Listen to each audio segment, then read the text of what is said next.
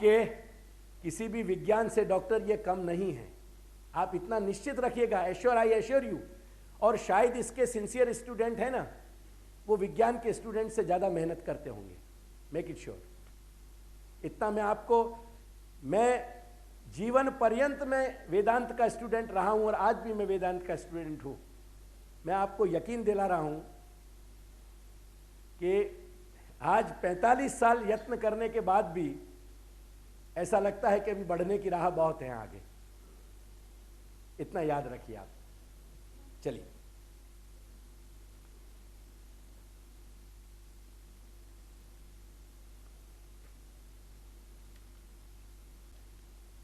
पहला આપણે આપણી સ્કીમમાં થોડાક આગળ વધી જઈએ, કેમ કે 2 કલાક આ ભૂમિકામાં નીકળી ગયા છે। ચાલો, તત્રાપી તદ ઇહ ઉચ્યતે, અહીંયા સુધી આવ્યા ને આપણે। હવે આગળ વધો આપ કે જગત્તુ ત્રિવિધમ પ્રોક્તમ બ્રહ્મ વિષ્ણુ શિવસ્તથા। આ જગતનો જે સંબંધ છે, જગતના નિયામક, જગત પ્રકૃતિથી આવ્યો છે, એટલે પ્રકૃતિના સત્વરજતમથી જગત બનેલો છે, ખ્યાલ આવે છે ને? તેથી આ સત્વના જે અનુશાસક છે, જે એના ઉપર શાસન કરે છે, એ સત્વના અધિષ્ઠાતા વિષ્ણુ, રજના અધિષ્ઠાતા બ્રહ્મા અને તમના અધિષ્ઠાતા શિવ, એ ત્રણેય એને કંટ્રોલ કરે છે। જગતના કંટ્રોલર આ ત્રણ છે, કારણ કે જગત પ્રાકૃતિક સત્વરજતમથી બન્યો છે અને સત્વરજતમના એ પોતે ગુણાવતાર છે, અલૌકિક એના સચ્ચિદાનંદાત્મક સત્વરજતમથી। તેથી એ સત્વરજતમવાળા જે બ્રહ્મા વિષ્ણુ અને શિવ છે, એ પ્રકૃતિના તમામ સર્જનને નું अनुशासन करता है, एनु अनुशासन करे छे। ना आवी ख्याल? चले, अब क्या कह रहे हैं कि देखो, देवता रूपवत प्रोक्ता ब्रह्मणि इत्थम हरिर्मतः।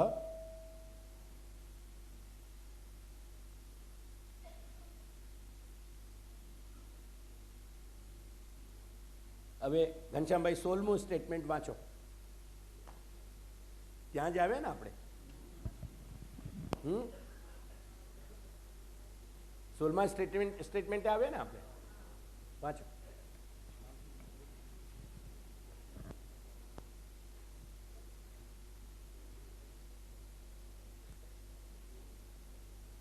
क्या हुआ? आदि भौतिक स्थूल प्राकृतिक जगतनु संचालन भगवान श्री कृष्ण पोते पोताना ज 3 प्रकारे लीधेला गुणावता रूपोना माध्यमथी करावे छे। फरी वांचो आप। आदि भौतिक स्थूल प्राकृतिक जगतनु संचालन भगवान श्री कृष्ण पोते पोताना ज 3 प्रकारे लीधेला गुणावतार रूपोना माध्यमथी करावे छे। समझी लेजो, आ 3 अवतार पण छे कोण मूळमां? ये ध्यान राखजो।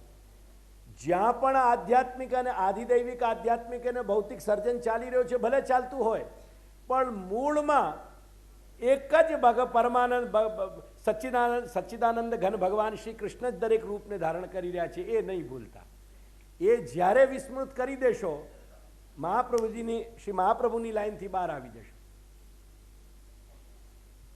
समस्त आ बधी जटिलता प्रक्रिया जटिलता होवा छता, सर्जननी समस्त जटिलता होवा छता दरेक जग्या एक ज तत्व नृत्य करी रह्यो छे, अने ए छे श्री कृष्ण। बस तो ज आपणे श्री महाप्रभुनी साथे चाली शकशुं। श्री महाप्रभुनो एक उद्घोष छे कि जे कांई होय पण श्री कृष्णे एव तात्पर्यम। तात्पर्य मात्र कृष्णमां छे, बीजुं कोई जग्याए नथी। चलो, તેથી જે જીવોને પોતાના ભગવદ અંશપણાની સાચી હકીકતનું વિસ્મરણ થયેલું છે, તે જીવો એ વિસ્મરણના કારણે તેઓની મનોકામના સાધન અને ફળની બાબતમાં ત્રણેય ગુણાવતારોને જ આધીન રહે છે. બોલો, આમાં કંઈક સમજૂતીની જરૂરિયાત છે કે બધી સમજૂતી આવી ગઈ? ચાલુ આગળ. આટલી વાત સ્પષ્ટ છે ને? એટલે અહીં સુધીની આપણી કારિકા આવી ગઈ કે દેવતા રૂપવત પ્રોક્તા બ્રહ્મણી ઇત્થમ હરિર્મતઃ. આ પ્રમાણે જે લોકો, જે જીવો, કેમ કે આ સમસ્ત હકીકત અક્ષર બ્રહ્મમાંથી આવી રહી છે. ખ્યાલ આવ્યો ને? આ સમસ્ત હકીકત અક્ષર બ્રહ્મમાંથી પ્રાદુર્ભૂત થઈ રહી છે, આવિર્ભૂત થઈ રહી છે. તેથી જે લોકો અક્ષર બ્રહ્મની બાબતમાં જેમને સમજૂતી છે અને સાથે સાથે એ પોતે એ પણ જાણે છે કે એ પણ પોતે અક્ષરાંશ છે, કેમ કે અક્ષરમાંથી જ એમનું અંશ વ્યુચ્ચરિત થયું છે. मेरी बात समझ में आ रही है? जीव देखो, वो पुरुष की प्रक्रिया को अपन देख ले. चलो वाक्य साथ आगे बढ़ी हूं. चलो फिर आगे बढ़ेंगे. आओ लास्ट के चार्ट पे आओ. वाक्य बाद लास्ट बस सेकंड निकालो.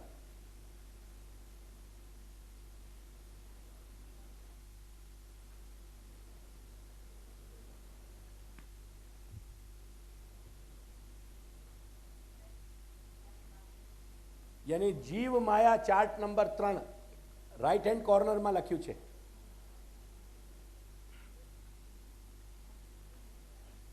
मिल गया कि नहीं? नहीं, इसके बाद जीव माया, देखो उसके राइट हैंड साइड पे ऊपर लिखा हुआ है टॉप पे जीव माया 3. ना ना ना आए नहीं, आ छे.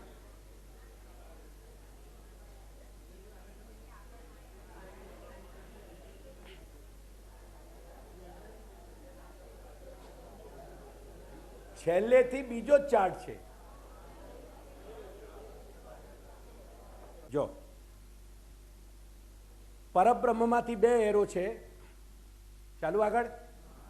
પરબ્રહ્મમાંથી 2 જગ્યા, પરબ્રહ્મની 2 સ્વરૂપ અવસ્થા, એક અક્ષર બ્રહ્મ અને એક સમષ્ટિ અંતર્યામી. સમષ્ટિ અંતર્યામીની 3 અવસ્થા.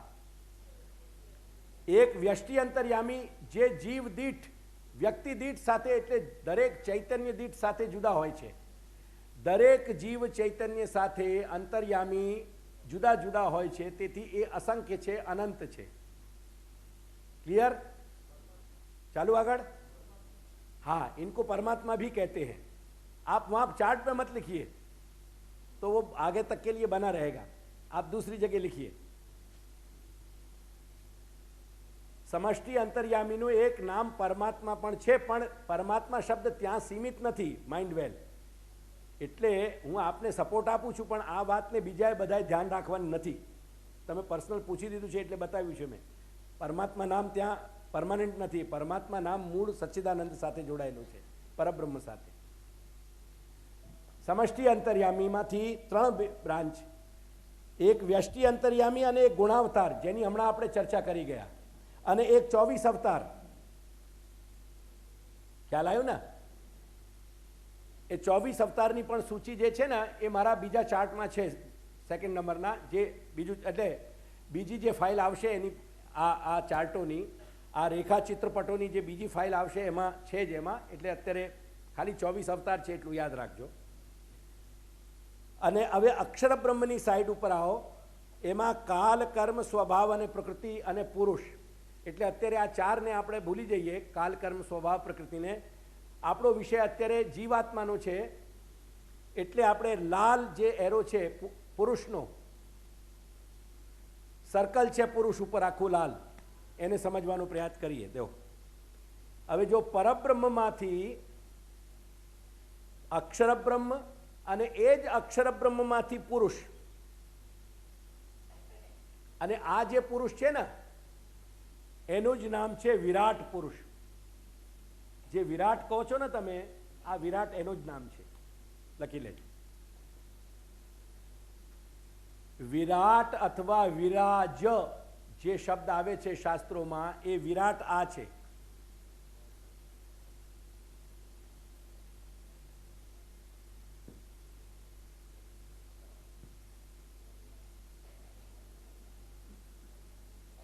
चलो अब देखो, પહેલા એમાં બે સેન્ટ્રલ થોટ સમજી લો. શાસ્ત્રમાં બે રીતે વર્ણન આવે છે. વેદશાસ્ત્રમાં એક એવું કહેવામાં આવે છે કે સીધા અક્ષર બ્રહ્મમાંથી તણખાની જેમ समस्त भगवद अंश जुदा छूटा पड़े छे. एक एवो थॉट है. एक ऐसा विचार है कि अक्षर ब्रह्म में सु सीधे जो भगवद अंश है वो अलग हो रहे हैं, विचरण हो रहे हैं उनको. मेरी बात समझ में आई? ये थॉट अक्षर ब्रह्म में सु एक लाल एरो आ रहे हो, देखो डायरेक्ट पुष्टि प्रवाह मर्यादा में ये एरो डायरेक्ट આવી રહ્યો છે, बराबर છે. और दूसरा एरो अक्षर में सु पुरुष में आ रहे हो और पुरुष में सु फिर पुष्टि प्रवाह मर्यादा में आ रहे हो.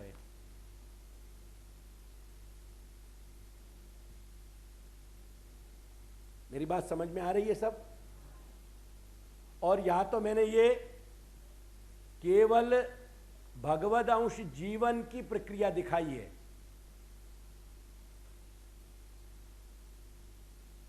देव दानवन की प्रक्रिया भी यही में है, पर बाकी चर्चा भी वाकू कॉम्प्लिकेटेड नहीं करेंगे. अपन यहां तक यही इतनी बात को समझेंगे कि कैसे भगवद अंश जीव बन रहे हो. बे नाम हूँ बे जुदा जुदा शब्दों बोलू छू. भगवद अंश ये જ્યારે એનો વ્યુચ્ચરણ થાય છે બ્રહ્મમાંથી ત્યારે એ ભગવદ અંશ કહેવાય છે, અને એ ક્યારે જીવ કહેવાય છે એ વાત આપણે અહીંયા સમજીશું. એટલે પહેલા મારા બે સેન્ટ્રલ થોટ ખાલી સમજી લો. શાસ્ત્રમાં બે રીતે વર્ણન છે. એક અક્ષરમાંથી ડાયરેક્ટ ભગવદ અંશ ઉત્પન્ન થઈ રહ્યા છે એટલે વિચરણ થઈ રહ્યું છે, અને એક અક્ષરમાંથી પુરુષ અને પુરુષમાંથી વિચરણ થઈ રહ્યું છે. વેદમાં અને શાસ્ત્રમાં અને મહાપ્રભુની વાણીમાં ત્રણેયમાં. કેમ કે ત્રણેયમાં બેસિકલી કોઈ ભેદ નથી. ફંડામેન્ટલી જે વેદમાં છે એ જ આગમમાં છે, એટલે શાસ્ત્રમાં છે, અને શાસ્ત્રમાં છે એ જ શ્રી મહાપ્રભુ કહી રહ્યા છે વેદશાસ્ત્રમાં. એટલે વેદમાં બે પ્રમાણે કહેલું છે એટલું સમજો આપ. શ્રુતિઓમાં બે પ્રક્રિયા છે આ, बराबर. मैं शास्त्र शब्द को नहीं बोलूंगा, वेद कहूंगा तो आपको कंफ्यूजन नहीं रहे. चलिए હવે તમે જુઓ, આમાં વાદળી કલરના, લાલ કલરના અને કાળા કલરના ત્રણ ડોટ છે. એ ત્રણ ડોટને સમજાવવા માટે એવા રંગ લઈને નથી નીકળતા હા જીવો ભગવદ અંશો.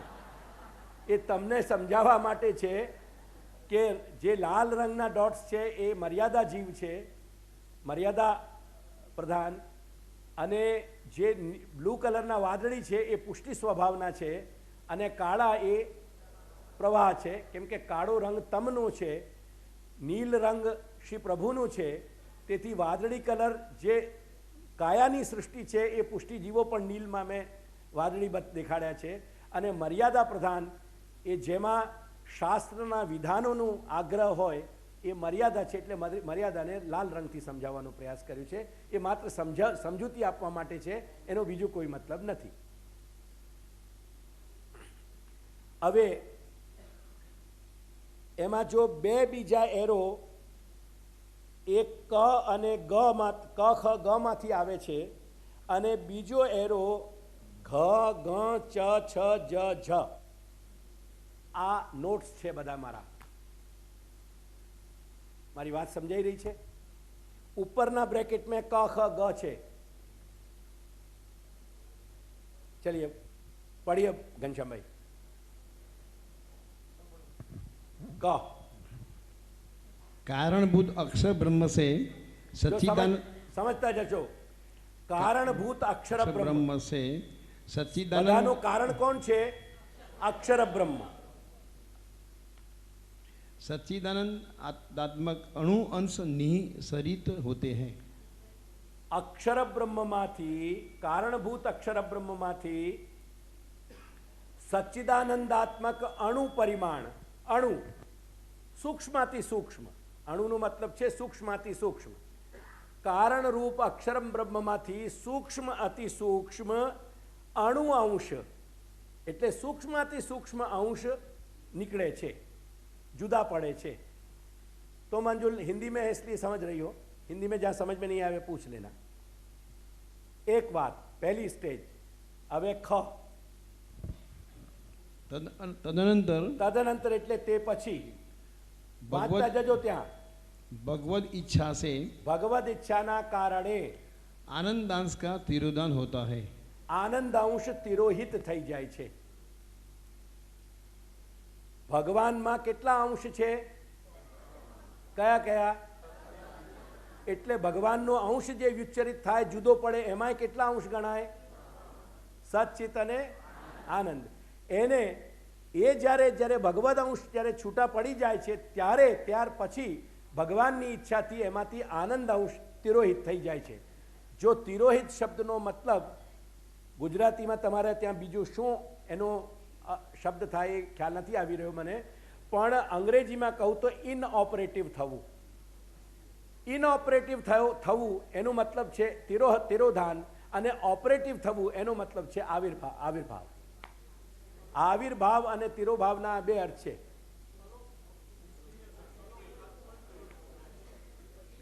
समझवा माटे समझी लो, बोली दो आप। निष्क्रिय और सक्रिय।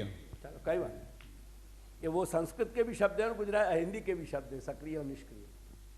એટલે આનંદાંશ તિરોધાન થઈ જાય છે। હવે ત્રીજો મુદ્દો વાંચો। एक अपेक्षा सब सु रख रहे हूं, थोड़ो अपनो प्रयास करके मेरे प्रयास को सफल करने को काम करियो जरा। अगर समझ सकोगे तो मैं मुझको बहुत प्रसन्नता होगी। तब निरुपाधिक अनुरूप जो निरुपाधिक नो मतलब छे के त्यारे ए अवस्था में एने हजी कोई पण जातनु अविद्यानु के कांई संबंध नथी थयो। अविद्यानु संबंध नथी थयो एटले एने एनी साथे उपाधिओ जोड़ाई नथी। एमे तमारी गुजराती में उपाधि शब्दनो बहु सुंदर अर्थ छे। आ क्यांथी उपाधि आवी? એટલે ઉપાધિ in A way it is a negative word, અને નેગેટિવ વર્ડની દૃષ્ટિએ જ અહીંયા વિચારો તમે કે એને હજી આ જીવાત આ ભગવાનના અંશની સાથે કોઈ ઉપાધિ જોડાઈ નથી, શુદ્ધ છે। ચાલો, અણુરૂપ। અણુરૂપ એટલે સૂક્ષ્મથી સૂક્ષ્મ। અક્ષરાંશ હવે આ શબ્દને સમજી લો, અક્ષરાંશ અંશ। જો અક્ષરનો અંશ पुरुष कहवायो, पेला बे में जे तमने एरो बता बे प्रक्रिया बतावी, एक डायरेक्ट अक्षर में थी आव्या भगवद अंशो, अने एक अक्षर में थी पुरुष में आव्या ने पुरुष में थी त्या बीजा आव्या। एटले अक्षर नो अंश पुरुष अने एना पण अंश जे छे ए पुष्टि प्रवाह मर्यादा वाला जीवो। एटले अक्षरांश अंश, अक्षर ना अंश ना अंशो। एम कहो तो कोई वांधो नहीं, पण हूँ समझावा मागू छूँ, खाली जे शब्दावली है एनी साथे परिचित थई जाओ। ए बंने प्रोसेस में कोई अंतर नहीं घनश्याम भाई, बंने प्रोसेस एक ज छे। घणी बधी वस्तुओं जे छे ने ए थोड़ीक फ्लोइंग लेवी दर्शन शास्त्र में। श्रुतिना बे एक्सप्रेशन छे, take them, accept them, just get going. अक्षरना ज अंश छे, बंने स्थिति में ए अक्षरना अंश छे घनश्याम भाई, बंने स्थिति में कई तकलीफ नहीं थी। चित्त प्रधान। एक बात कहूं, मनुष्य शायद बेटा को इतना प्यार नहीं करते होंगे जितने पौत्र को करें। दोनों चीजों में कहीं फर्क नहीं घनश्याम भाई, अक्षरांश अंश रहे या अक्षर को अंश रहे, हमें दोनों में कहीं फर्क नहीं, कोई फर्क नहीं। तो अक्षर को अंश पुरुष और पुरुष के अंश ये, तेथी कहेवायो अक्षर अंश अंश, एटले अक्षरांश अंश। चित्त प्रधान आ शब्दों है ना अहिया नहीं बोलवाना, क्योंकि अहीं बोलवामां बधाने संकोच थाय, क्योंकि जीभ लड़खड़ावे। એટલે જ્યારે એકલા હો ને ત્યારે 10-20 વખત અક્ષરાંશ અંશ અક્ષરાંશ અંશ અક્ષરાંશ અંશ, એ વખતે જે ખોટું ખરું બોલાય જે ભલે બોલાય, પણ 10-20 વખત બોલવામાં એક વખત તો શુદ્ધ થશે। એટલે બંધ કમરામાં કરવાનો પ્રયાસ, બહાર નહીં કરવાનો। ચાલો, નહીં તો હમણાં ઉદમ થઈ જાય। હમણાં આપણે બોલાવીએ ને એક એક કરીને ભારે મુશ્કેલી પડી જાય।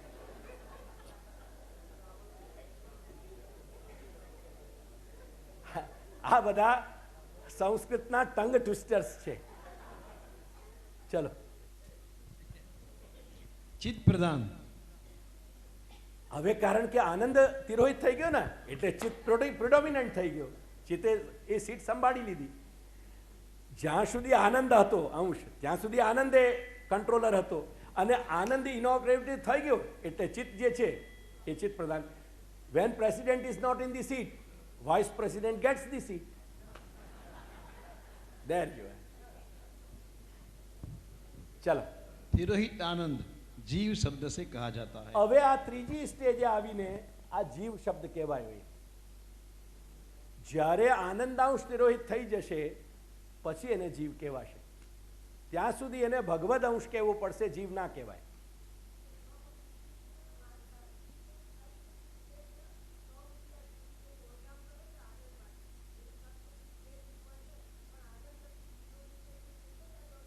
બરાબર છે, એ જગત માત્રની આપણી જ સ્થિતિ નહીં. જળમાં પણ આનંદ પ્રાપ્ત કરવાની ભાગદોડ છે. જળમાં પણ આનંદને પ્રાપ્ત કરવાની ભાગદોડ છે, એટલું લખી રાખો.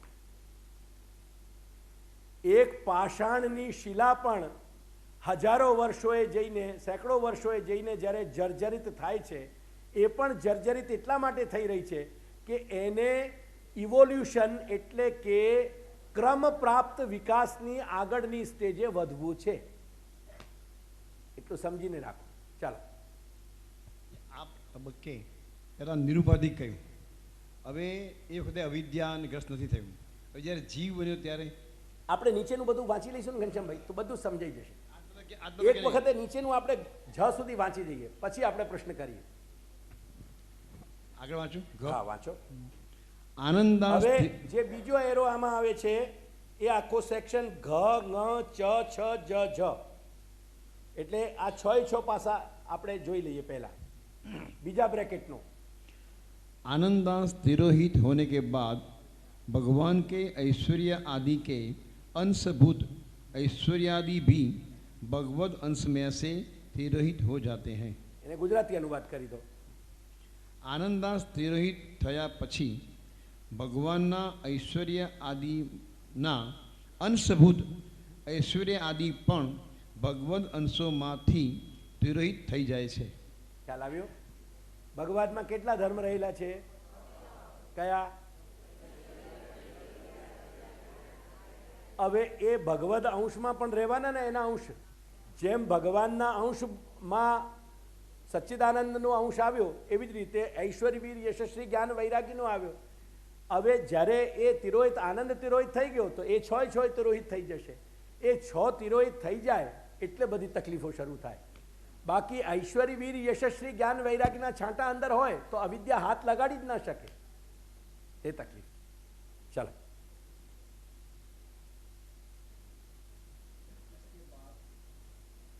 इसके बाद निःसृत हुए जीवों में से अपने स्वयं की रमणेच्छा के कारण विचारित बहुभवन की सिद्धि करने हेतु उच्च भाव की इच्छा से मुक्ति दिलाने वाले अधिकार रूप सूक्ष्म सद्वासन अविशिष्ट दैवत्व का सद्वासना विशिष्ट विशिष्ट हाँ, दैवत्व का संपादन भगवान करते हैं. बस इतने वाक्य को पहले गुजराती करो आप. તે પછી આ રીતે નિઃસૃત થયેલા જીવોમાંથી પોતાના સ્વયંની રમણ ઈચ્છાને કારણે વિચારેલા બહુભવનની સિદ્ધિ કરવાના કારણે ઈચ્છાથી ઉચ્ચ ભાવની ઈચ્છાથી મુક્તિ આપવાવાળા અધિકારરૂપ સૂક્ષ્મ સદ્વાસના વિશિષ્ટ દૈવત્વનું સંપાદન ભગવાન કરે છે. ઉચ્ચ ભાવથી હવે એને મુક્તિ અપાવી છે ને જે જીવને, એના માટે ઉચ્ચ ભાવની ઈચ્છા રાખીને એમાં સદવાસના એટલે કે એને દૈવપણું આપી દે છે, સંપાદિત કરી દે છે. અને એવી જ રીતે બીજા અમુક જીવોને આસુરીપણું મળી જાય છે. પડી આગળ. इसी तरह निज भाव की इच्छा से मुक्ति का प्रतिबंधक असद वासना विशिष्ट એમને સદવાસના વિશિષ્ટ દૈવી ભાવ સંપાદિત થયો, જે મુક્તિનો સંપાદક છે. અને જે અસદભાવના યુક્ત અસદભાવ યુક્ત જે અસુર ભાવ છે એ પ્રતિબંધક બની જશે મુક્તિમાં. એ આસુરી થઈ જશે. चलो, बहुत अनेक नाम रूप मैंने कहा अनेक नाम और रूप धारण करना, वो बहुभवन। बहु यानी अनेक, અને ભવન यानी થવાની ઈચ્છા, बहुभवनी इच्छा।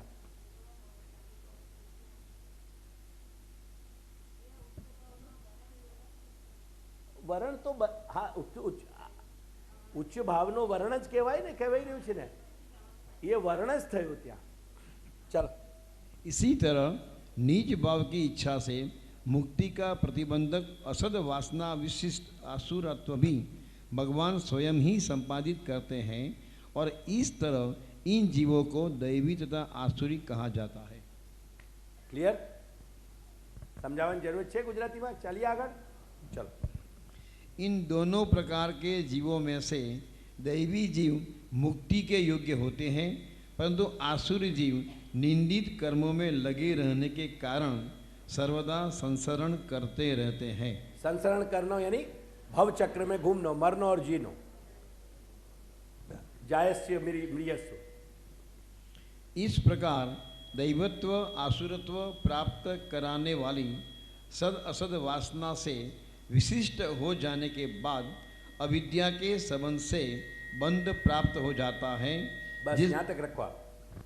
अब देखो यहाँ में एक एरो दियो है मैंने यहाँ सु, और सर्वभवन सामर्थ्य रूपा जो भगवान की माया है, मैं माया बताऊंगा थोड़ी देर में, ये माया के चार्ट को, वाके अधीन ये विद्या और अविद्या दो शक्ति हैं। भगवान की 12 शक्ति हैं। वो 12 शक्ति बताने वाला श्लोक मैंने नीचे लिखे है। डाबी बाजू नीचे एक श्लोक है, ये भगवान की 12 शक्तिओं ने बतावे छे। श्री, पुष्टि, गी, कांत यानी कांति, कीर्ति, तुष्टि, इला, ऊर्जा, विद्या और अविद्या, शक्ति और माया। वको रेफरेंस भी दियो है मैंने, एनो हिंदी अनुवाद के गुजराती अनुवाद घरे जईने जोई लेजो भले। ये 12 शक्तिओ छे, एमां विद्या अने अविद्या बंने शक्तिओ छे, अने ए सर्वभवन सामर्थ्य रूपा मायाना ने अधीन छे। ख्याल आव्यो? ख्याल आवी रह्यो छे कि नहीं? एना में विद्या अने अविद्या बे पासा देखाड्या, अने एमांथी अविद्यानो संबंध थाय छे, ए आ नोटमां आवी रह्युं छे वांचवामां। ख्याल आवी रह्यो छे बधाने? चलो बोल पढ़िए घनश्याम भाई।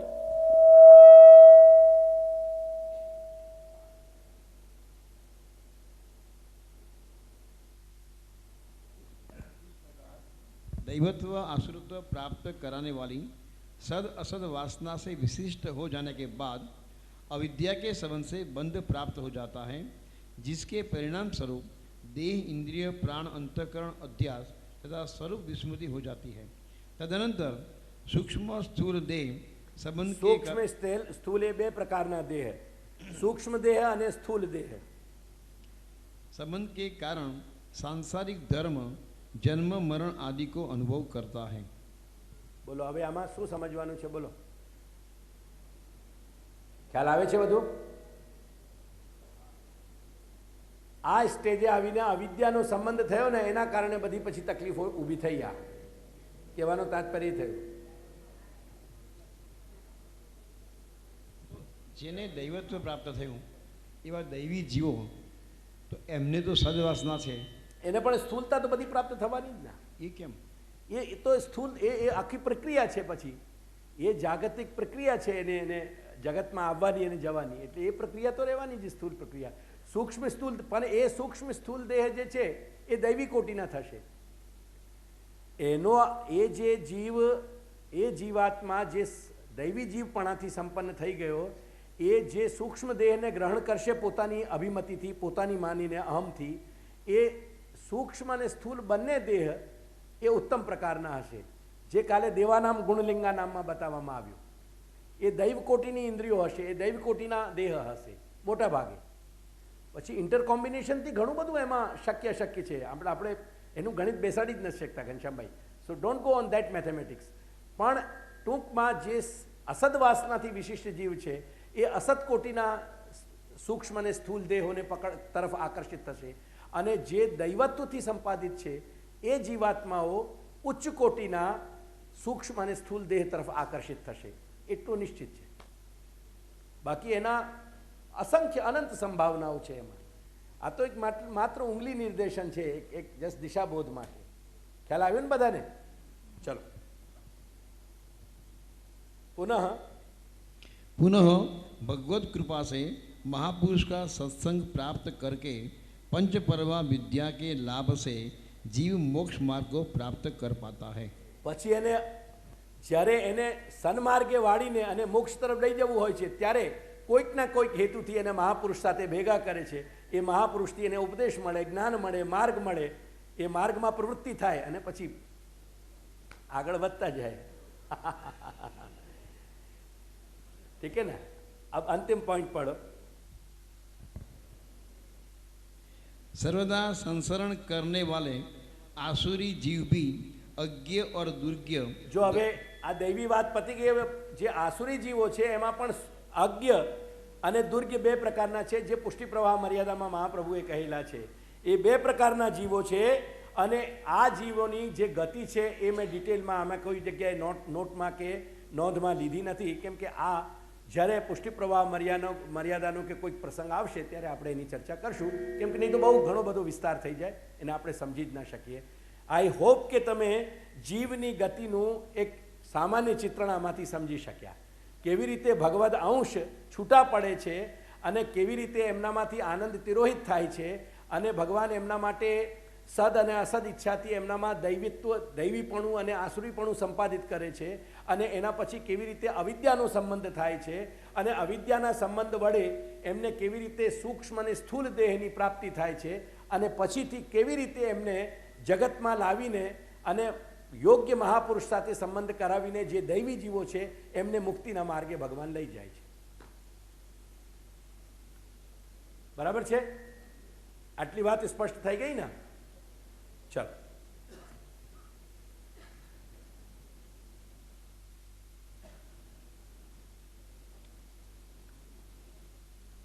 હું શું કહેવા માંગતો હતો હવે ધ્યાન આપો. મૂળમાં જીવ જે છે એના માટે શું શબ્દ કહેવામાં આવ્યો? અક્ષરાંશાંશ. અક્ષરના અંશનો અંશ અથવા અક્ષરનો અંશ. એટલે મૂળમાં જીવ ચેતનામાં અક્ષરનું અંશપણું છે ને, તેથી જેને પોતાના આ સ્વરૂપનો બોધ થઈ જશે ને એમની પછી તમામ એમનું તંત્ર જે છે એ બ્રહ્મા વિષ્ણુ અને શિવ પાસે નહીં રહે, પણ અક્ષર બ્રહ્મની અનુભૂતિ, અક્ષર બ્રહ્મની સમજના કારણે એમનો સંપૂર્ણ તંતુ ભગવાન હરિના હાથમાં જતું રહેશે. આ મારા કહેવાનું તાત્પર્ય છે. કારણ કે આપણા જીવાત્માનો મૌલિક સ્વરૂપ અક્ષર બ્રહ્મના સ્વભાવવાળું છે. તેથી જ્યારે એ સમજ આપણે મેળવી લઈશું અને તે પછી કૃષ્ણ સેવામાં જો પ્રવૃત્ત થઈશું કે કૃષ્ણ શરણાગતિમાં પ્રવૃત્ત થઈશું તો આપણું જે સંચાલન છે, આપણું જે કંટ્રોલ છે, આપણું જે અનુશાસન છે એ આપણું શાસન ભગવાન શ્રી કૃષ્ણ સાથે પાસેથી થશે, નહીં કે બ્રહ્મા વિષ્ણુ અને મહેશ પાસેથી. આટલી વાત સ્પષ્ટ થઈ ગઈ. હવે આગળનો 15મો મુદ્દો વાંચો હવે ઘનશ્યામભાઈ. અરે 17મું. હવે આપણે જો બ્રહ્મણી ઇત્થમ હરિર્મત અહીં સુધી આવી ગયા. જે પ્રમાણે ત્રિવિધ જગત એટલે કે સત્વ રજ તમ પ્રધાન જગતના સત્વ રજ તમ જગતના પ્રધાન જગતના જે સમસ્ત કારોબાર છે એ બ્રહ્મા વિષ્ણુ અને શિવના હાથોથી ચાલે છે, એમના અનુશાસનમાં ચાલે છે. એવી જ રીતે જે જીવાત્માઓ પોતાના અક્ષરપણાના સ્વભાવને સાચી રીતે સમજી જશે અને તે પ્રમાણે એમની મન, વાણી અને ક્રિયાથી જો ચેષ્ટાઓ થશે તો એ ચેષ્ટાઓના કારણે એમનો કંટ્રોલ, એમનો અનુશાસન સીધો ભગવાન હરિના હાથમાં રહેશે. તો બ્રહ્મણી ઇત્થમ, બ્રહ્મણીથી મતલબ છે જો આપણે અક્ષર બ્રહ્મના વિષયમાં આ રીતે પોતાના સ્વરૂપને સમજી ગયા હોઈએ તો હરિર્મત, તો હરિ જે છે એ આપણા અનુશાસક થઈ જશે. હા હા બિલકુલ. કાલે શબ્દ આવ્યો હતો ને શ્રી સુબોધિનીનો કે આમાં વૃત્તિનો મતલબ શું છે? એ તે પ્રમાણે મન વાણી અને કર્મથી એમાં તત્પર થવું, નહીં તો મતલબ જ ના નહીં. એટલે બ્રહ્મણી, જો બ્રહ્મણી થમ એ સમજી લેજો, બ્રહ્મણી જે છે ને એ અક્ષર બ્રહ્મ માટે બ્રહ્મણી શબ્દ આવ્યો છે. જે લોકો અક્ષર બ્રહ્મ બાબતમાં આટલી સમજ મેળવી લેશે કે એ પોતે પણ અક્ષરના અંશ છે, ત્યારે એ જીવો માટે, એમના માટે પછી જો એમનું જે શાસક છે એમના ઉપર શાસન કરતા એ ભગવાન હરિ થઈ જશે, બ્રહ્મા વિષ્ણુ મહેશ નહીં રહે. ખ્યાલ આવી ગયો? બધાને ખ્યાલ આવે છે ને? આગળ વધો. 17 બોલીએ. હવે મૂળભૂત રીતે જો કામચારસ્તુ લોકેસ્મિન બ્રહ્માદિભ્યો ન ચાન્યથા, અહીં સુધીની વાત થઈ ગઈ.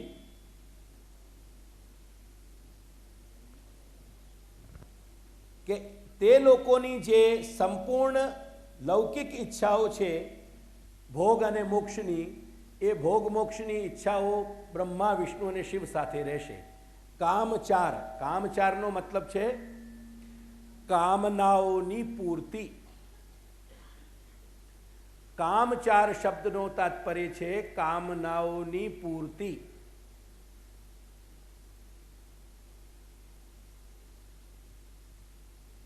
લોકે અસ્મિન, આ લોકમાં રહીને જે લૌકિકપણાથી જીવશે, જે લૌકિકપણાથી પોતાનો વ્યવહાર સંપાદન કરી રહ્યા છે, એમની કામચારતા એટલે કે એમની સંપૂર્ણ કામનાઓની પૂર્તિ બ્રહ્મા વિગેરે એટલે કે બ્રહ્મા વિષ્ણુ અને શિવથી થશે, ન ચ અન્યથા.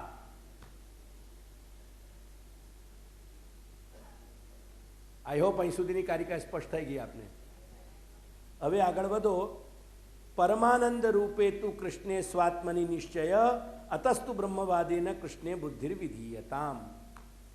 એમાં અતસ્તુ બ્રહ્મવાદેન કૃષ્ણે બુદ્ધિર્વિધીયતામ શ્લોકની જે આ લાઈન છે, શ્લોકની આ પંક્તિ શ્રી મહાપ્રભુના ઉપદેશની પંક્તિ છે. અને આત્માનંદ રૂપે તું કૃષ્ણે સ્વાત્મની નિશ્ચય, એ અક્ષર બ્રહ્મના સ્વરૂપની યથાર્થતા અને શ્રી કૃષ્ણની શરણાગતિ અથવા ભક્તિ બાબતનો ખુલાસો છે. મારા બંને વાક્યો જો ખ્યાલમાં આવ્યા હોય તો ગંભીરતાથી એને ધ્યાનમાં લેજો. પરમાનંદ રૂપે તું કૃષ્ણે સ્વાત્મની નિશ્ચય, આ પંક્તિ જે હકીકતની સ્પષ્ટતા કરવા માગે છે શ્રી મહાપ્રભુ આપણા માટે, આપણા પુષ્ટિમાર્ગીય જીવો માટે ખાસ કરીને, એમના માટેનું આ ખુલાસો છે. અને તેના પછીની જે પંક્તિ છે એ શ્રી મહાપ્રભુ આપણને ઉપદેશ રૂપમાં આજ્ઞા કરી રહ્યા છે કે આ પ્રમાણે તમે કરો. હજી ત્રીજી વખત રિપીટ કરું, બોલો. વાત સમજાય કે નહીં? સમજાઈ ગઈ ને?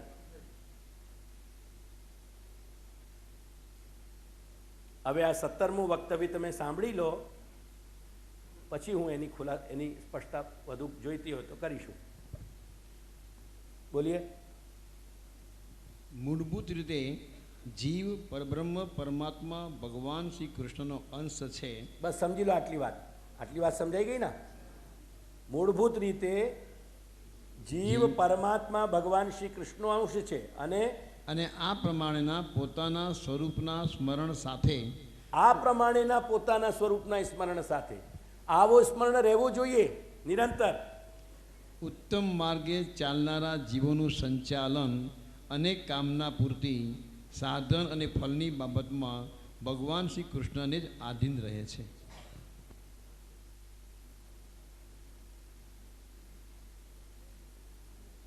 ખ્યાલ આવી ગયો?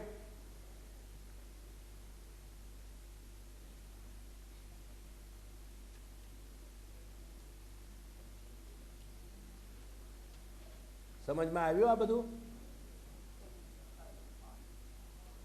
આટલી વાત ખ્યાલમાં આવી ગઈ ને? અહીંયા મૂળભૂત રીતે જીવ પરબ્રહ્મ પરમાત્મા ભગવાન શ્રી કૃષ્ણનો અંશ છે અને આ પ્રમાણેના પોતાના સ્વરૂપના સ્મરણ સાથે ઉત્તમ માર્ગે ચાલનારા જીવોનું સંચાલન અને કામના પૂર્તિ સાધન અને ફળની બાબતમાં ભગવાન શ્રી કૃષ્ણને જ અધીન રહે છે.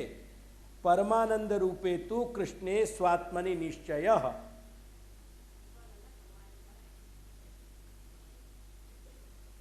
આ પ્રમાણે હવે શ્રી મહાપ્રભુ આપણને કહી રહ્યા છે કે જે લોકોએ પોતાના સ્વરૂપ, પોતાના જીવ સ્વરૂપ બાબત ભગવદ અંશપણાથી સહજ દાસત્વ અને ગર્ભ દાસત્વપણાની જે સ્મૃતિ મેળવી લીધી છે, એમને પછી કરવાનો એક જ કામ રહે છે.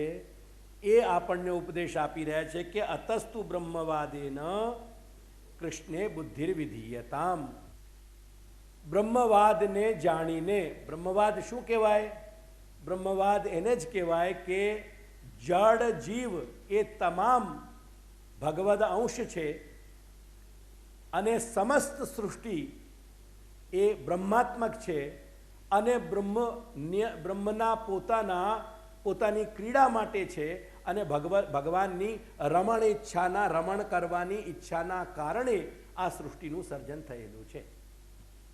આવી એક માન્યતા જેના હૃદયમાં દૃઢ હોય, એટલે બ્રહ્મવાદની સમજૂતી સાથે ભગવાન કૃષ્ણમાં બુદ્ધિર્વિધીયતામ, એટલે કે તમે બુદ્ધિ ત્યાં સ્થિર કરો. ભગવાન શ્રી કૃષ્ણમાં બુદ્ધિ સ્થિર કરો.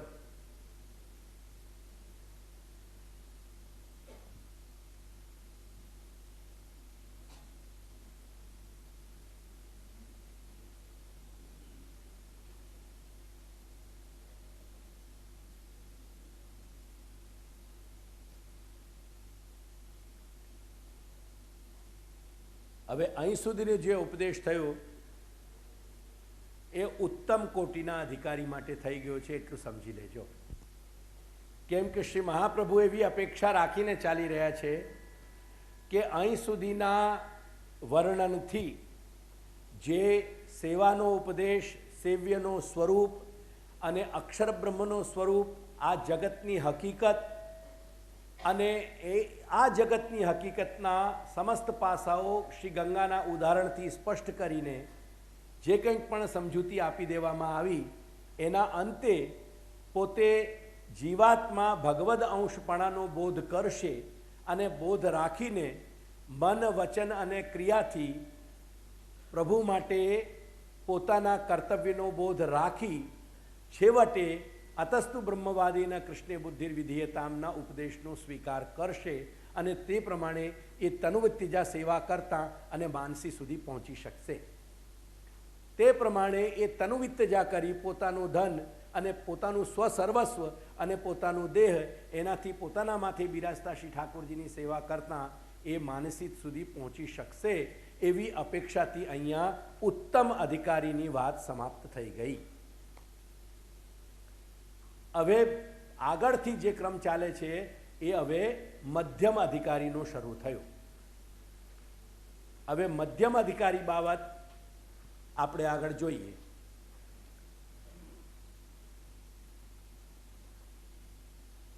અને મધ્યમ અધિકારીની બાબતની આ સ્પષ્ટતા સમજતા પહેલા તમે જુઓ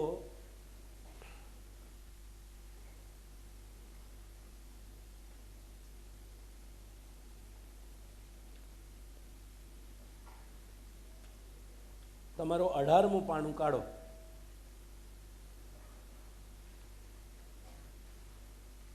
એમાં ડાબી બાજુ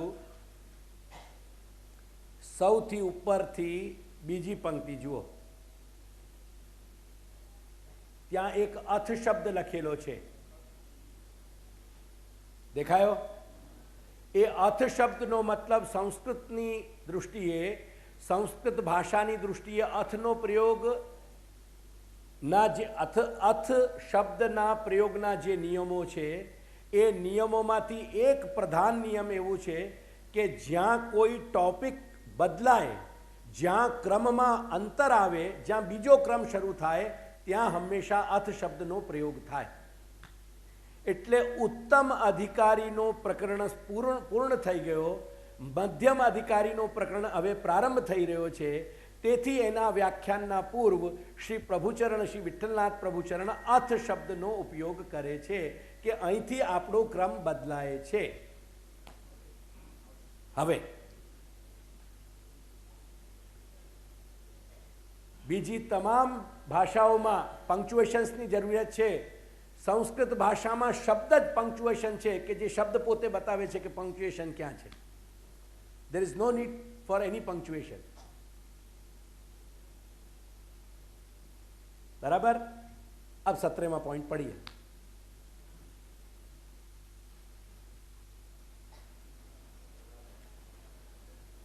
अठारहवां. जीवना मूलभूत स्वरूपનું નિરૂપણ. एक मिनट पन्ने पलट लेने लीजिए.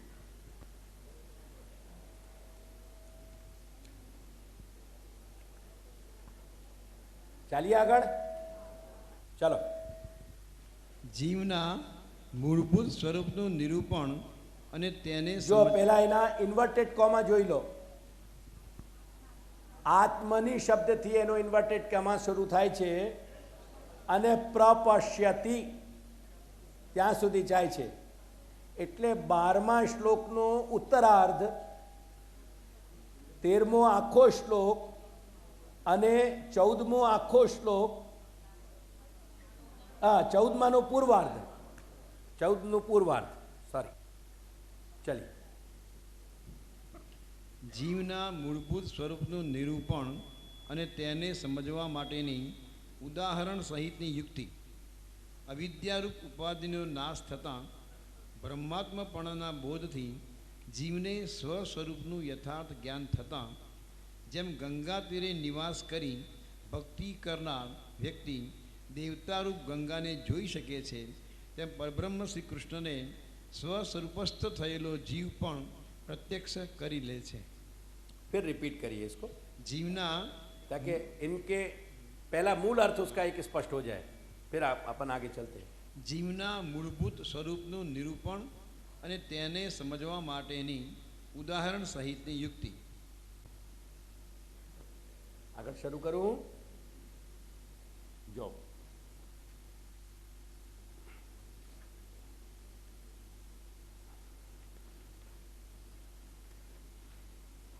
ફરી તમારા 18માં પાનું ફરી કાઢી લો.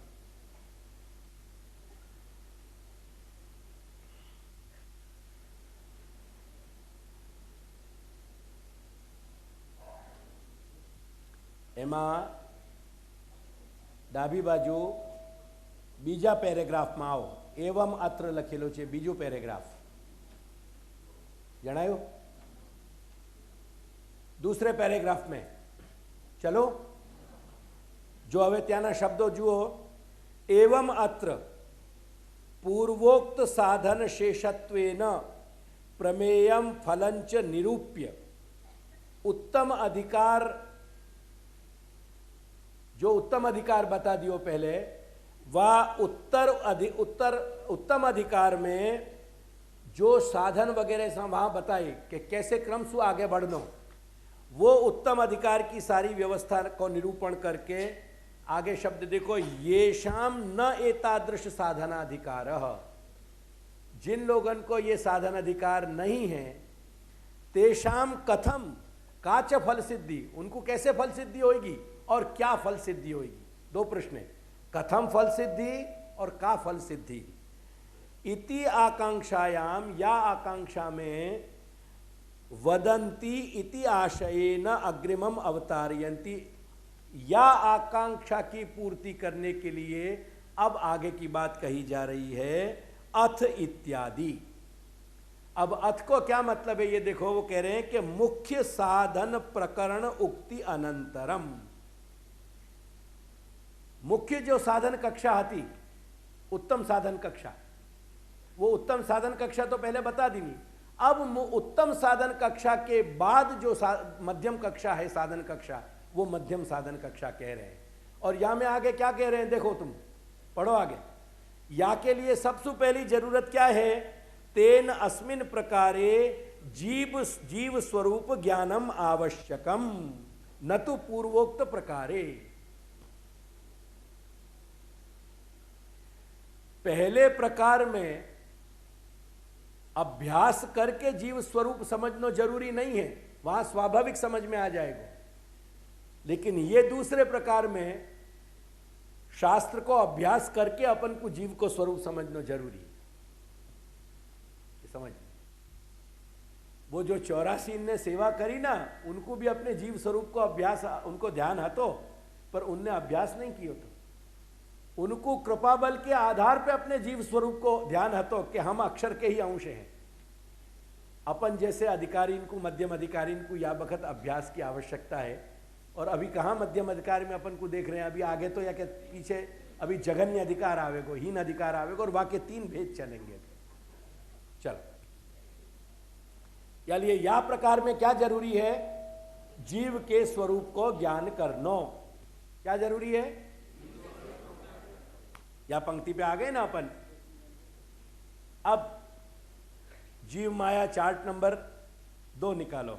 1 वो 1 आवे को, शायद वो 1 बताया है, 1 मिनट बताऊंगा तुमको। 1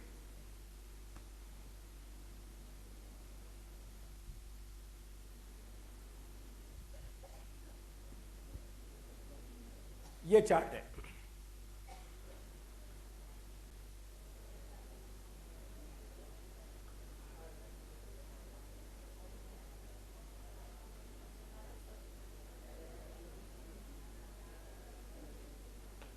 चलो आगे।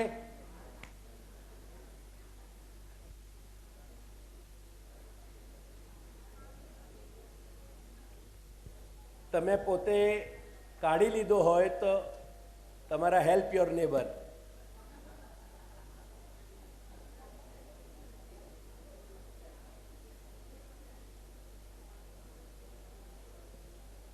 चले। अब देखो पहले आके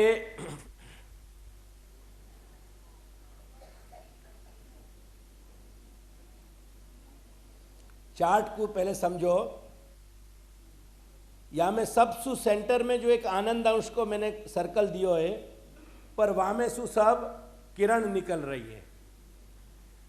वो किरण जो है ना, वो एक मैं अवस्था बताना चाह रहे हूं, जो वहां में उत्कर्ष आयो है, यानी आनंद अंश प्रबल हो गयो, यूं समझो।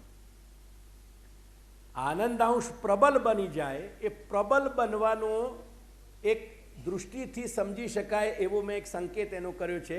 आ रीते एना किरण एमांथी काढीने, जैसे कोई चीज बबलिंग होके बाहर निकल रही हो ना, ऐसे वो अपनों में भाव प्रस्तुत करना चाह रहे हूं, प्रबल हो जाने को। मेरे पास दूसरा रास्ता हाथों नहीं या के अलावा प्रदर्शित करने का। अब देखो यहां पढ़ो, सदंश एवं चिदंश, सदंश की क्रिया शक्ति और चिदंश की ज्ञान शक्ति। पहले तो यह समझ लो कि सदंश की शक्ति को नाम जो है ना, वो क्रिया शक्ति है, और चिदंश की शक्ति को नाम ज्ञान शक्ति है। वायु को नाम व्यामोहिका शक्ति भी है, जो अभी अपन 2-5 मिनट में समझेंगे। और अभी क्रिया शक्ति और ज्ञान शक्ति, ये 2 शब्द समझ लें। अब एक बात देखो कि जब बहुभवनेच्छा के कारण सच्चित और आनंद प्रकट अवस्था में आ जावे, जा प्रकट अवस्था को नाम क्या है, अक्षर ब्रह्म। जब सच्चित और आनंद प्रकट अवस्था में आवे, वा को नाम है अक्षर ब्रह्म। जो मैंने कल 2 सर्कलन में दूसरे सर्कल में समझाया, तुमने देखे वहां में पहले चार्ट में, बड़े चार्ट में, ख्याल आया तुमको, याद आ रहे हो ना। अब वहां में मैंने बताया कि सच्चित और आनंद जो है वो स्वयं क्रियाशील हो जावे, एक्टिव हो जावे तीनों। अब वो तीनों जब एक्टिव भय, वह स्थिति में देखो क्या भयो, ये सदंश की जो क्रिया शक्ति है ना, वो निकल के आनंद अंश में पहुंच जाए।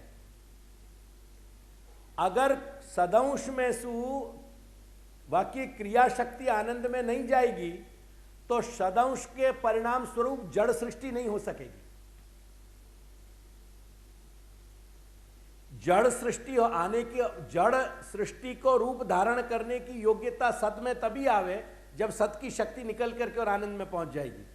वो मैंने एरोसु बताइए देखो कि सदांश की शक्ति आनंदांश में चली गई। डाबी बाजुनो जे एरो छे ख्याल आवे छे? एवी ज रीते ख्याल आवी रह्यो छे कि नहीं आवे छे ने? एवी ज रीते चिदांशनी शक्ति पण जे ज्ञान शक्ति छे ए पण નીકળીને આનંદાંશમાં પહોંચી જાય છે। આટલી વાત ખ્યાલમાં આવી? હવે ઉપરનો એક કોણાનો જે એ બિલકુલ ટોપ ઉપર જે સ્ટેટમેન્ટ અહીંયા ડાબી બાજુ લખેલું છે ને એ સ્ટેટમેન્ટને વાંચી લો। क्रिया शक्ति અને ज्ञान शक्ति के जाने पर आनंदांश के अनुषंगी तथा अनुसेवी बन जाते हैं। कौन? सदंश और चिदंश। सदंश અને चिदंशમાંથી જ્યારે સદંશમાંથી ક્રિયાશક્તિ નીકળીને આનંદાંશમાં જતી રહી, પર્યવસિત થઈ ગઈ, અને ચિદંશમાંથી જ્ઞાન શક્તિ જ્યારે નીકળીને આનંદાંશમાં પર્યવસિત થઈ ગઈ, ત્યારે સદંશ અને ચિદંશ બંને આનંદાંશના ગૌણ પેટા વિભાગ બની ગયા, એકંદરે सबऑर्डिनेट થઈ ગયા। अनुषंगी तथा अनुसेवी, उसके पीछे चलने वाले और उसकी सेवा करने वाले, ये मतलब हुआ। अनुषंगी, अनुषंग એટલે એની સાથે રહેવું, અને अनुसेवी એટલે એના પાછળ જવું। इतनी बात ख्याल आ गई हो तो मैं आगे बढ़ूं, बोलो चलूं आगे? हाँ, इतना ख्याल आ रहे हो ना ध्यान में? अब या लिए मैंने तो बंबई में इतनी सारी तुम्हारे लिए, क्योंकि अगर मैं ये बातें मुंह करता ना तुम्हारे नहीं समझ में आती। अब कम से कम तुम यहाँ देख पा रहे हो कि यहाँ क्या हो रहा है पूरा प्रोसेस। हार्डली हमें से 2-5 लोग समझते नहीं। तो अब देखो जब इतनी बात हो गई ना, तो ऊपर को जो लाल कलर में लिखे हुए स्टेटमेंट है वो पढ़ो। तो आनंद शू बनी गयो? क्रियाशक्ति, सदंशनी क्रियाशक्ति અને ચિદંશની જ્ઞાન શક્તિનો ધર્મી સ્વરૂપ આશ્રય એ પોતે પૂરો આધાર બની ગયો। એ ખ્યાલ આવ્યો ને? अब जब इतनी बात समझ में आ गई,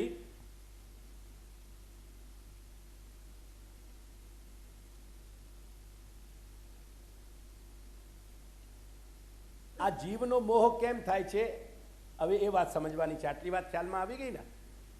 હવે આપણને સમજવાનું છે કે જીવ વ્યામોહિત કેમ થાય છે। જીવ કેવી રીતે વ્યામોહિત થાય છે એ સમજી લઈશું ત્યારે આત્મની બ્રહ્મરૂપે તું એ પંક્તિ આપણી આગળ ચાલશે।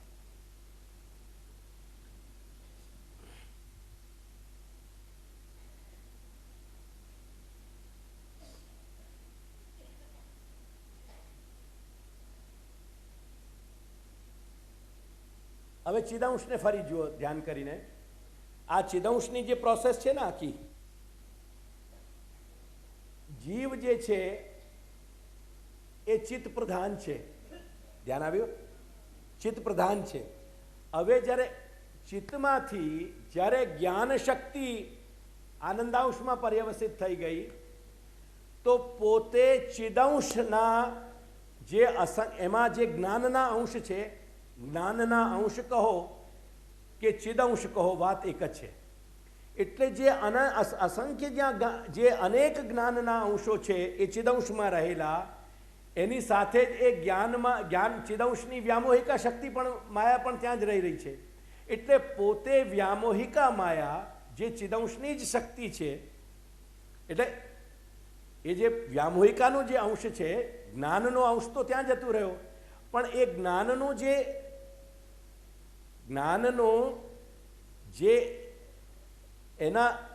એની ક્રિયાનો જે ભાગ છે, એટલે કે એનો જે ક્રિયાશીલતાનો જે એમાં જે સામર્થ્ય છે, એ સામર્થ્ય જે જ્ઞાનનો ફંક્શનનો જે છે, એ જે વ્યામોહિકા છે એ પોતે પોતાના જ અંશોનું વ્યામોહન કરતી હોય છે।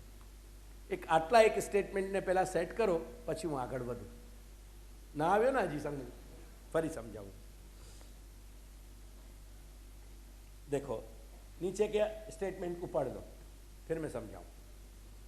घनश्याम भाई सुनाओ। कि ये ज्ञान शक्ति के अंशभूत अनेकानेक ज्ञानों से अनेक स्वकीय ज्ञानभूत ज्ञान शक्ति यानी चिदंश की ज्ञान शक्ति। स्वकीय એટલે चिदंश। स्वकीय ज्ञान शक्ति के अंशभूत स्वकीय शब्दનો અર્થ છે चिदंश, પોતાની। अनेकानेक ज्ञानों से अनेकानेक जीवों के रूप में अभिव्यक्ति या तिरोहित होते रहते हैं, अभिव्यक्त या तिरोहित होते रहते हैं।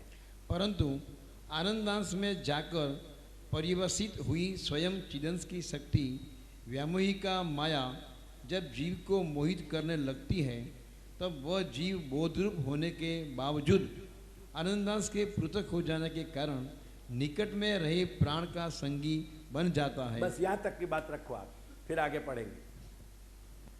अब ये स्टेटमेंट समझ में आ रहे हो कि नहीं, पहले ये समझो। मोटे तौर पे एक बात ये समझो कि चिदंश की जो शक्ति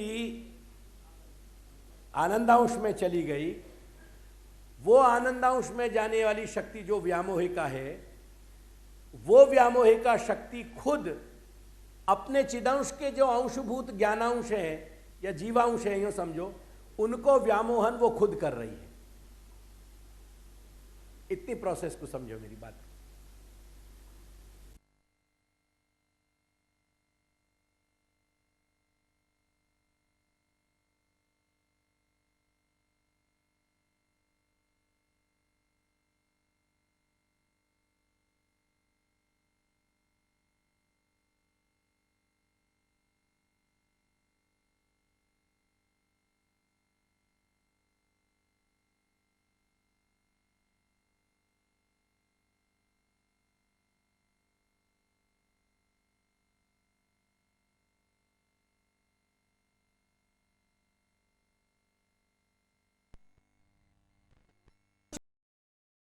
चिदंश की शक्ति जो वहां चली गई है, ज्ञान शक्ति, वो ज्ञान शक्ति स्वयं अपने जो चिदंश जो वहां हैं, चिद के अंश, उनको व्यामोहन कर रही है, यानी उनको मिसलीड कर रही है वो।